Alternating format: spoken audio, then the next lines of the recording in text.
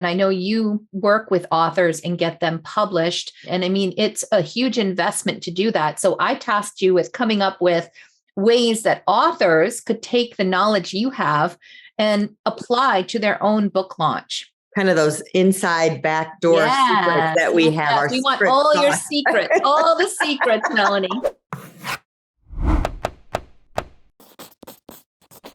For those of you who don't know me, my name is April Cox. I am the founder of Little Labradoodle Publishing and creator of Self-Publishing Made Simple. This is my privilege today to welcome Melanie Johnson with us. She is an amazing resource that I have worked with in the past. She's been to visit our group before.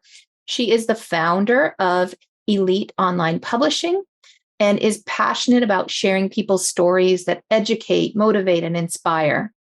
She has helped many authors to reach New York Times bestseller and Wall Street Journal bestseller lists. She is a guru of all things marketing with a background in television. She is also a former Miss Michigan and first runner-up for Miss America. This is just an amazing woman who has so many things in your bio that I couldn't possibly share them all, Melanie. We would love to hear more about you. And we thank you so much for being here. So tell us a little bit about how you got started in publishing. And then we can kind of jump in the topic today, which is going to be about launching your books. So without further ado, I'll hand it over to Melanie Johnson. Thank you so much for joining. Well, thank you, April. First of all, thank you very much for letting me be here today and be back with this amazing group, and love to see that you guys are all working on books or have published books already. Just really excited about that because it's not an easy feat. And she was asking me a little bit about my background. So really, when I decided to get a job, because I was really a commercial actress before that, was to get in the television and broadcasting business. So I started out as a newscaster and then went into producing children's shows, went into public relations and marketing for the TV station. And then my husband and I filed for a TV station and got a station in Houston. Actually, he's the one who first filed for it. And then we built a TV station from scratch. So I can tell this is more of my age group here. So my age group, TV stations were big deals back then. And FCC only gave so many licenses out, and we had to build a tower and a transmitter and all of that sort of thing. So we did that from scratch. I learned a ton. I was like 30 years old when I did all that, was vice president of Johnson Broadcasting. And then we bought another TV station in Dallas. So I did that and then started building homes. Along with that, I built two really large homes, a 25,000 square foot house and a 13,000 square foot house. And then when the economy turned and my marriage ended, I turned those into like Airbnb before there was Airbnb. They didn't even, no one knew there was no Airbnb then. So I did that. And then during my course, I really realized that the internet is where it was going. I didn't want to keep diving into TV. Even in 2009, I thought television was going to become a dinosaur. And I could see with YouTube, anyone could have their own TV station. So I really wanted to pursue getting knowledge about that. And one of my journeys was at an event, and I really liked it. They taught me a bunch of stuff. And one of the things they taught was how to publish a book. And that's where I met my business partner, Jen Foster, because I returned to that event 2 more times. And we came up with the idea, since she knew how to publish, that we should do a book writing retreat. So I had a villa down in the Dominican Republic, and we decided to do a book writing retreat. We did everything on the break. She was a website designer. She created a website. We did a Facebook page. We got our logo made, and no one knew what Canva was at the time. And one person in the group knew what Canva was. So we did our logo and everything on that. And then when we got home and published the book, the next thing I knew, people were messaging me, can you go to lunch with me? Can you have coffee with me? I want to talk to you. I didn't know you published books. So next thing I knew, I told Jen, I said, I think we have a company here. That was 8 years ago. We've published over 3,000 books since then. All the authors that we've published, we've made #1 bestsellers. So ever since we opened our doors, even the ones we did on the book writing retreat. And I just find it, I'm so passionate about it that people get so excited when they have their book in their hand. It's just so fulfilling. Like I say, my family was and still is in the insurance business. No one gets excited when they get the auto insurance policy. But when they get a book in their hands that they've published and it's out to the world, they get really super excited. I love that too. That's my favorite part of working with authors. Yeah. And you're changing lives, right? You're changing the life of the author, but you're changing the life of the people that get the book in your hands. You just never know. I tell this story that we got a letter from a gentleman, an American citizen in a Japanese prison, who got my book, the Life Legacy Challenge. Don't ask me how he got it. He didn't say how he got my book, but it was all about writing your book and leaving a legacy. And he felt like he was wrongly imprisoned. And he said, this has given me hope and inspiration. I'm going to write my story so this doesn't happen to somebody else. So you just never know whose hands your book is going to get in, whether it's a children's book, a self-help book, a memoir, no matter what it is, there's something in there. There's going to be a message that can help someone in the world for decades to come, for generations to come. People who write memoirs, they think, oh, I'm leaving it for my kids and grandkids, but it could be great, great, great grandkids that are going to read that story. I just think that's part of it. And I just think it's the best marketing tool in the world. Books have been around forever, but there's nothing like a book and nothing that gives you that credibility like a book does. I told you that we have a number of children's book authors. We have some that publish adult novels here as well. We have lots of variety here. And I know you work with authors and get them published. And I mean, it's a huge investment to do that. So I tasked you with coming up with ways that authors could take the knowledge you have and apply to their own book launch. Kind of those inside backdoor secrets that we have. We want all your secrets, all the secrets, Melanie. And I want to clarify, we don't offer New York Times only okay. It's Wall Street Journal, USA Today, because New York Times is editorial. So you could sell more books than anybody else on the list, but if their editorial committee doesn't want you to be a New York Times bestseller, then they're not going to vote. So we can't guarantee that because it's not just on book sales and reviews and things like that. Book launch. Here we go.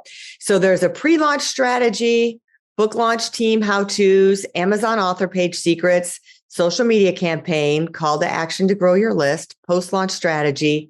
And there's more. I started thinking about something that really I left out that I think if all of you are self-publishing, that you're going to want to know, right? So let's see. There we go. So your marketing campaign, I want you to design your marketing campaign for your audience. Like a self-help book is very different than a children's book of how you're going to market it and where you're going to market it. Okay. So you've got to think about your audience. Where does your audience hang out? What do they do? What do they like? What are they attracted to?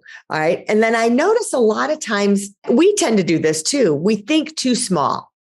Right. So I want you to think globally. We just had authors this past 2 weeks. One contacted us from Italy, one from Switzerland, one from Bali. And, because we put in our mindset that we wanted to be more global. And so I want you to think when your book is out there, this is one tip. So many of you want to make sure that you publish on Amazon, right? Because that's where most of the books are sold, but make sure you do global distribution. So what does that mean? That means you want to use somewhere like Draft to Digital or Ingram and make sure you're in those places as well, because then you're available at Walmart, you're available at Target, you're available on Barnes and Noble. So even though that's a smaller percentage of where books are sold, it's still being in those different marketplaces. Like you can say, well, I'm selling my widget over at Walmart. So that's all I need. But wouldn't you like to be at Walmart and Costco? Wouldn't you like to be at Walmart and Target? Right? Because you've got different people that come there. So I want you to think globally, make sure you publish globally and market also thinking that you're attracting people from all over the world. The other thing is I want you to think locally. So you're thinking big, right? But then I also want you to think locally, like who is the grassroots people and things that I already have connections with? Who do I know that knows somebody? Schools, associations, organizations. Who can you reach out to that you can start those tentacles that are locally, that are in your group to start your grassroots as well as your global? So we talked about who your target market is. And I'm just going to talk about this for a minute because I had a conversation with an author today. We were talking about book covers. And if you don't have an amazing book cover, forget about it. That's where it all begins. Like, think about, I love it. There's a lot of women here. You go shopping, you gravitate towards skin products or different things at the store just because of the packaging, right? So if you have an amazing book cover, then people are going to gravitate toward it. They don't even know what the book might be about, but if the cover is amazing, they're just going to look at it. I don't go to bookstores anymore, but I love going to airport bookstores. When I travel, I always go into the bookstore at the airport. Love looking at the covers, and I love seeing what does my eye just want to go to. And it's always bright colors. It's always something that has contrast. If you'll notice, both of these covers have a lot of contrast in them. They really pop. And the majority of books are going to be little tiny icons on Amazon. So you've got to make sure it looks great in that little tiny icon and you can read it. So your book description is very important. So you want to say, this is your place to shine. Like, don't be humble with your book description. Make sure your book is special. What is special about it? Why do people relate to it? What is it offering? What is it teaching? So this is part of the setup of it. Like, you should have like 1 or 2 sentences, then have bullet points of key things they're going to get from the book and benefits they're going to get from the book. Okay. And then it should be written, and down below I have the tone matches the tone of the book. So like, if you're a casual, fun loving book, then the book description should be kind of witty, right? And fun loving. The same kind of language should be there in the book description as in the book. You don't want this super serious book description and your book is about comedy, right? So same with the children's book description. You want to target like easy, fun language that a mom's going to be attracted to, that a kid's going to be attracted to. The headshot that you use for your author page and on your book cover, does it match the content to the book and the brand that you're wanting to say, right? Another little thing I'm going to add in here about book covers. If you're doing a book for business, or it's going to transcend into other books, or you're making a website, just remember the colors need to match your website. That's called brand, right? You shouldn't have, like, Jamie here has a red, white, and blue book, but his website shouldn't be pink and turquoise like Lauren's, because it's a disconnect. So your website and your book should look like they kind of all go together. So think about like when you're decorating a house, you're using a color palette. It's the same thing for your brand. Okay. Another thing that's really important is your Amazon author page. So many publishers forget about this. So your Amazon author page, you get a headshot on it, but then you can have another 7 photos and 7 videos. You actually get 8 videos, but we say 1 video should be your book video trailer. Okay. We give our clients a book video trailer, so that should go on there. And I see so many people put their headshot in the headshot part, and then they also put it in the pictures part. No, don't do that. And we don't want a lot of pictures of you, right? Just, it's not like a model's portfolio of you doing different, just sitting there, of headshots like you did. Oh, I did a photo shoot, so I'm going to use all these pictures for my photo shoot. You want a variety of photos that either elevate you, like, so that would be, let's say there's a picture of you doing an interview somewhere. There's a picture of you on stage somewhere. There's a picture of you at a book signing. There's a picture of you standing with someone who bought your book. So things like that are the types of photos that you want. So it should tell a story. And I like to say that it tells the story of your biography in a way, which I should probably do this. I just don't like to go backwards too much. Like, my bio has that I was Miss Michigan. I could have a picture that I'm Miss Michigan in there. So you want to have photos that tell a story, whether it's a story of your bio or a story of your credibility that lends that to there. Hopefully that makes sense. And then same with the videos. So I love videos that are testimonials for your book. I love videos that are explaining more content of what you have. I love videos that maybe you were speaking somewhere and it's an excerpt of that. Now, your videos can be up to 10 minutes. So no more than 10 minutes for your video. They can be a video of you selling a product. Let's say you have a course. You could go on and talk about the course and make an offer of one of your videos. So there's a variety of different things. So don't waste that real estate that they're giving you. Also, one of our hacks is in the bio. We always like to put our authors' links. So nobody really does that. I think we're one of the only people that do that. So put all your social media links there, put the link to your website there. And if you're selling a course or you're selling anything, a product or a service, that should go there as well. And the reason this is important, this is one of our authors, Donna Peters. So look I did a Google search on Donna and look what comes up right here. I can't click on this because it's a slide. I took a screenshot, but if you click on that, that takes me right to her Amazon author page. So if I clicked on that and nothing was there, no picture, no nothing, that's not good. The other thing you can have, which I think I showed you, this is my author page. You can have your RSS feed. If you have a blog post or a podcast, you can link that right here to the page. So what that does too, is it refreshes the page all the time. So you're constantly getting that SEO over and over again. I think what people forget is that Amazon works for you for the rest of your book's life, giving you free SEO. So they're pushing your book up there. So when people are searching your name, right, that means your name is going to come up and Amazon's going to go, oh, we have that person in our database. And they usually have it on the first page of search if you're an author. So it's very important to use everything that Amazon gives you. All right, let's get into the book launch team. So what is a book launch team? I call it like your wedding list. So you can invite everybody. I believe everybody should know about your book and you should use your whole email list.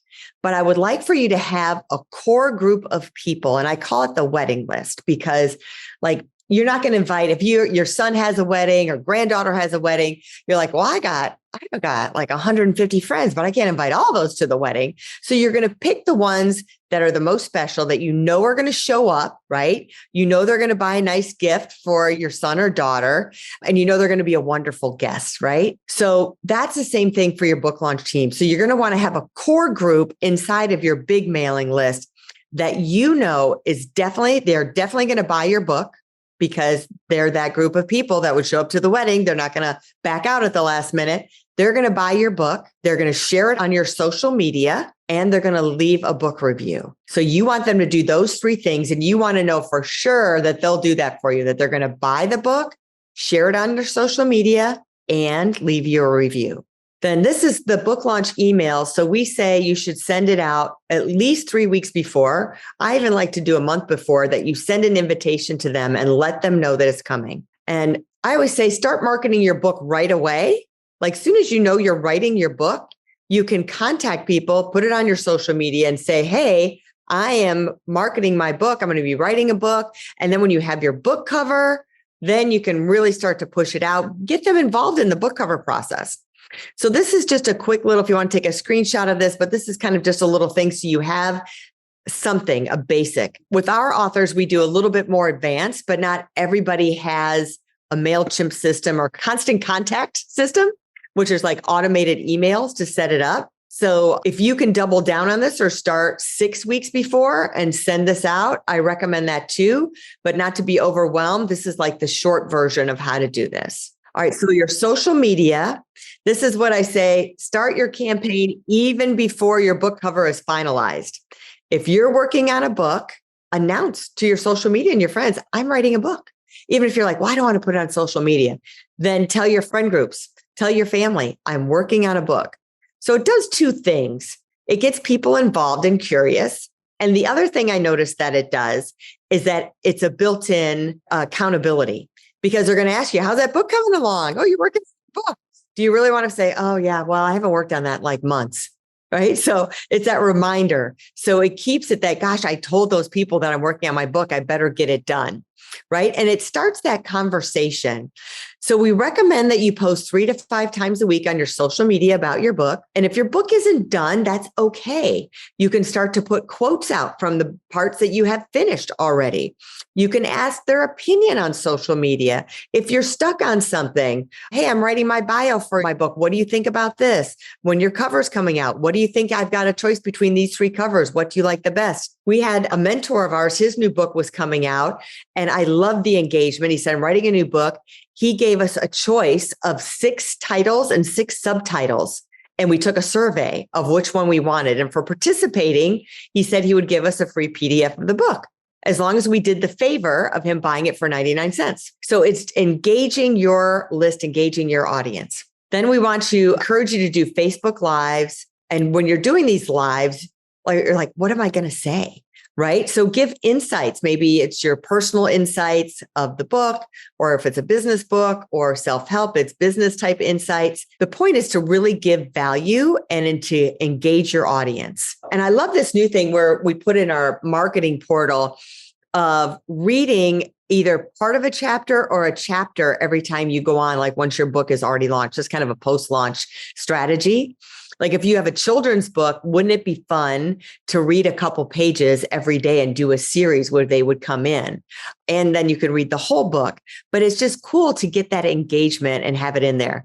And please make sure it's not just a live, but you also then put it on YouTube so it lives on YouTube and other formats. April's brilliant at YouTube. She gets thousands of views on her YouTube videos. A call to action is so, so, so important. And so many people forget to do this. Even if it's a children's book, don't forget to do it in a children's book. It's so, so important. So what is a call to action? Many of you may already know that Amazon does not tell you who buys your book. So you have no way to retarget your audience or give them more fun things about your book or even a new book that's coming out that you're doing. So a call to action is somewhere, we use Ed Rush as an example, that he's giving away some videos and a series of different things. You don't have to be as robust as Ed, but this is in the preview of his book. And I can click from the preview of his book and go right to that page without buying his book. And I can get his bonus and I'll opt into his email system. So isn't that just brilliant? So we always say you should give away something digital, right? So it comes automatic. So when they put their name, email, and phone number in, and I suggest getting all of those things, their name, their email, and their phone number, because now there's text messaging that you can retarget with, and give something digital. It could be a fun little video. It could be a PDF of content that you didn't include in the book. If it's a children's book, it could be illustrations that you didn't use that were extra for the book that they could see from the characters. It could be you talking about the characters. So many different things that you could do here and different resources. And it's a great way to push you to create new resources. If you're like, I don't have anything, well, then this is a great way for you to create other things. But we love it that so many people tend to have things like in their attic, I'll call it their Google Drive attic, that they've created things in the past that they've totally forgotten about.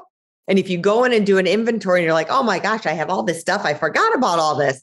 And this is a great way to repurpose it and use it and get into hands to help people. So make sure you have a call to action and make sure you put it in the beginning of the book, the first few pages. Usually we like it if it's a chapter book right after the chapters, the table of contents. Okay, so you're 30 days before the launch. If you're going to need print books, get them now. If you've gotten your proof in your hands and you've approved it, order your print books because it can take a while. Amazon is so unreliable, and same with Ingram. Or sometimes we had a shipment that came in, craziest thing.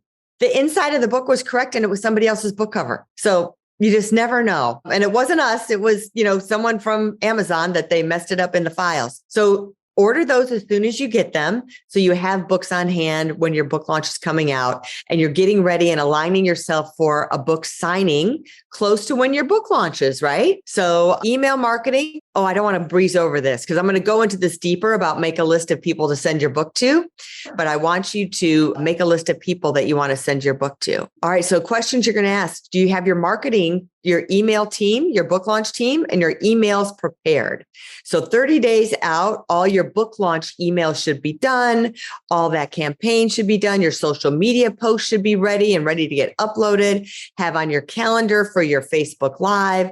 Also use StreamYard, because then if you use StreamYard, then you can be broadcast in multiple places. A thing that also I think is overlooked is join Facebook and LinkedIn groups for your target audience. So if you get active, especially if you're just writing your book right now, start looking those groups up and getting active in those groups. So you're just not like some stranger that comes in and wants to talk and promote about your book. You start to create a relationship and you're giving value through those groups. And then you're like, hey, I'm working on this book. And then you can put your book in there as well. Make sure your bonus is ready and all the landing pages ready and the opt-in pages are ready. All that is ready to go before your launch. All right, before I go into post-launch, I want to talk about the back end, the KDP end. So it's really important of that bestseller, secret sauce type of stuff. A lot of it has to do with your categories, right? What categories are you going to be in? So you want to be in categories, obviously, that belong to your niche. Like you don't want to be in knitting if you're a leadership book. So you want to be in categories that are appropriate. But there are subcategories. So if you looked up leadership, there may be leadership for athletes or something like that under there. So the key is to really look at some of those subcategories and not just the big broad categories, to find categories that have the least amount of resistance, meaning that you don't need as many books to be sold. So you don't want a category that you need 10, 20,000 books to be sold within 24 hours. That's a really big nut to crack. When we do Wall Street Journal USA Today, we shoot for 10,000 books to be sold in a week. It's really intense to do that. So we want to find categories that maybe you need 100, 200, 300, 500 in a day that can get you over that hump. You might even luck out and find something that only needs 50 or 75 books to be sold in a day. So categories are really super important.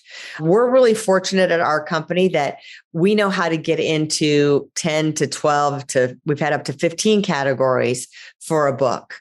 Amazon generally only lets you in 2 categories.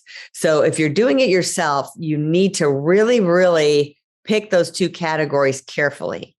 And even people like McGraw-Hill, who's a traditional publishing house, we worked with them to do a bestseller campaign for one of their authors, and they could only get 2 categories. And we were just dumbfounded. Like, how is McGraw-Hill only getting 2 categories when we're getting 10 to 15 categories? Another trick is to make sure that you pick categories for multiple countries. So we like to get our authors in as many countries as possible and make them an international bestseller. So you want to go into the different links for the different countries and pick categories for those countries as well. It's tedious, I will say, but it is worth it. I would say the top countries that are the most prolific would be Canada and Australia and the UK. Those seem to be not as difficult as some of the other categories, some of the other countries. So for you, I would say target those 3 countries as well as the United States. And then the keywords that you're going to add are also very, very important. The keywords for Amazon of what they're looking for. So do research on that. And the best way to research that is really looking up things on Amazon. There's different tools that you can use. We use tools, but then we also go to Amazon and double check the search and seeing what's coming up. Okay, so now it's post-launch. The most important thing are reviews, reviews, reviews. So once you get over 50 reviews, it changes Amazon's algorithms. So I'm going to tell you, when we do a Wall Street Journal USA Today bestseller, we have to have 15 reviews before the end of the week. So during the launch, we have to have 15 to make it, right? And the other thing is we can't just sell on Amazon to get Wall Street Journal. We have to be on multiple platforms. That's why I tell you, it's very important not to just be on Amazon. It's important to be on those other platforms as well. And then the next goal is to get you to 100 reviews after you've reached the 50. And they see that you've got momentum and it's going to keep your book up there. Another thing that I think is important is the editorial reviews. So an editorial review is by someone of prominence or with credibility, right? So I use this example. There's a restaurant owner here, and he gave an editorial review for somebody's book, but he owned a business. So, it could be a business owner, it could be a coach of a team, or, somebody that is an expert in a field that wants to give you an editorial review. And of course, the bigger, name they have, the better. But at least have 2 editorial reviews and make sure if you're publishing it yourself that you put that in there. The other thing is the gift of giving. So many people are like, I don't want to give my book away. I want people to buy my book. But if you give your book away, think of the momentum you're going to start. Give your book away to people and you can start getting reviews. Ask them for a review of the book when you give it to them. Getting it in their hands is word of mouth, getting momentum going. So if you're going to be on a podcast, I suggest offering your book for free to the podcasters list. Hey, would you like to give my book to all the people on your list that you send an email to? You could give them a PDF. We love doing a flip book. We've been giving flip books out now because you can opt in to get it. Organizations that align with your message, or if you're members of an organization. We have a guy who did a book on World War II. So he was starting to give his books to veterans clubs and organizations, right? So they're like, oh my gosh, I love your book. They're leaving reviews. They're telling their other buddies about the book. It's kind of that grassroots thing. Every school you went to should have your book in their library. You need to donate it to every school. Another thing is you should send a press release out to every school.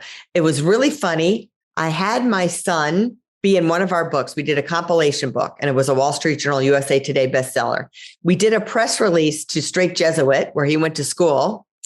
Come to find out when I Googled his name, that was one of the top things in search. There's a senator named the same name as my son. So he's all on the first page and he's from Texas. But the one thing in there was from Straight Jesuit about him becoming an author. So give it away to all of your schools, give it away to classes. Like if it's, a certain type of book that could be given, like if it's a business book, all the business students every year are going to get your book. They'll start talking about it. All the local libraries, your church organizations, give it away to media groups. So you're going to get the benefit of reviews and word of mouth. And if it's a donation, like to a church and libraries and colleges, you probably can write the expense off. But think about how much your book really costs you, right? You're self-publishing your book. A 200-page book costs like $2.50, right? I mean, think of that. That's just huge. I always tell people if it's a business book and you're trying to get a client, one of my inside hacks is that think if you spent $500 and you were trying to get a client and they were worth, say, $5,000 or $10,000 to you to get this client. And you sent a book to everyone in the department that you were targeting or everyone in the whole company. And they all had your book on the same day. Do you think they'd be talking about you? And they all had your book because no one throws a book away so that your book would be on everybody's desk. So it's just really, really powerful. So please invest in giving your book away. I said, make a list of 10 people or 10 organizations that you want to get your book out to. And just say, I'm giving you this book. In return, the only thing I ask you is leave me a review for my book and share it. And another thing I like is don't send them one book, send them 2 books. I gave you one and gave you one to give away to somebody else. And that's it. Here's to your successful book launch. So you must have to do this on steroids if you're trying to get 10,000 sales in a week. Are you doing lots of advertisement also? And would you recommend that authors advertise as well, Melanie? It all depends on, I think, your target market of where you can advertise. I'm not a huge believer, believe it or not, in Amazon ads. We usually experiment once a year with it to see how it works. Again, if anything's changed. And we usually find that it costs you money. Like you don't sell as much as you are spending, right? Like it'll show, like sometimes you'll go in there and if you don't know, but you're like, oh, look, I sold X amount of books and I only spent this amount. But then you're like, oh yeah, but I only get a percentage of the royalty because it shows you like the retail value of how much money that you spent.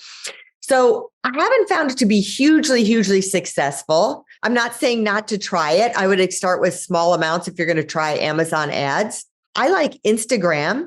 I think Instagram, if you have people that are your niche and you can target them, they don't have to necessarily be influencers. They don't have to have millions of people, but you could say, Instagram can be cheap. If you say like, I want to run a post and be in your story or be in my link in your bio, you could probably do it for $20 for somebody to do that, right?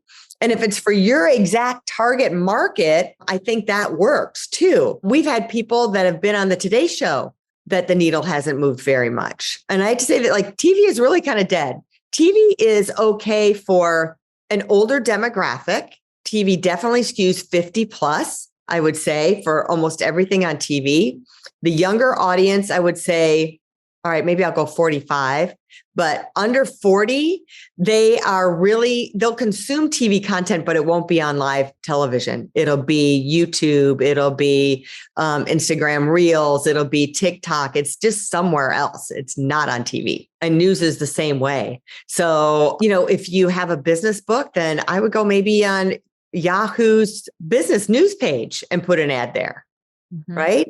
So it depends on who your target market is. If your book is for 50 plus, then there's some TV ads you can buy really cheap that you could do.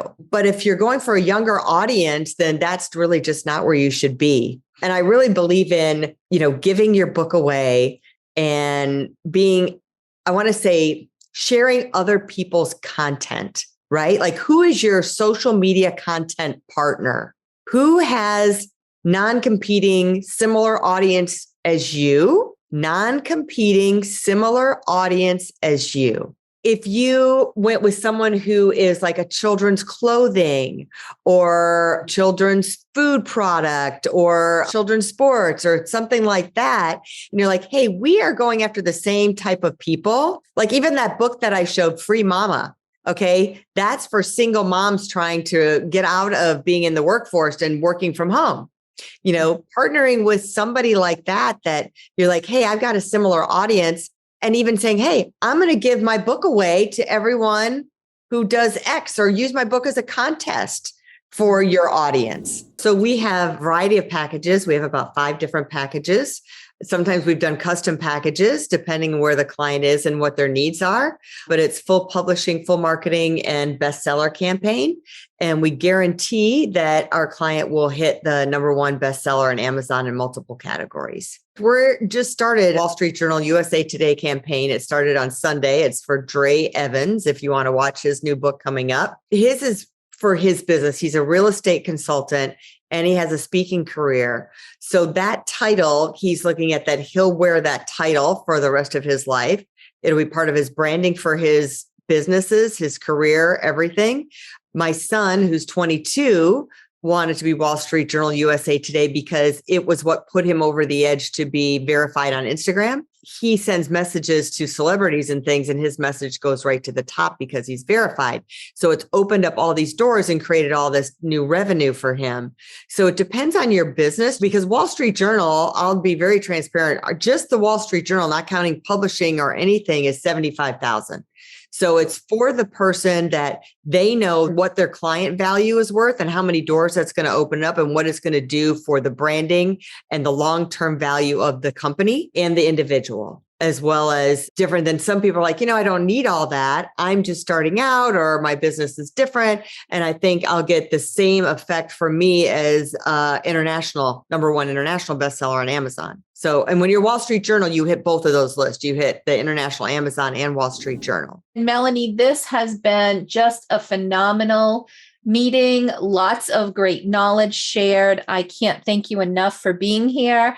And as usual, bringing all this value to our group. So thank you. And I hope you come back again.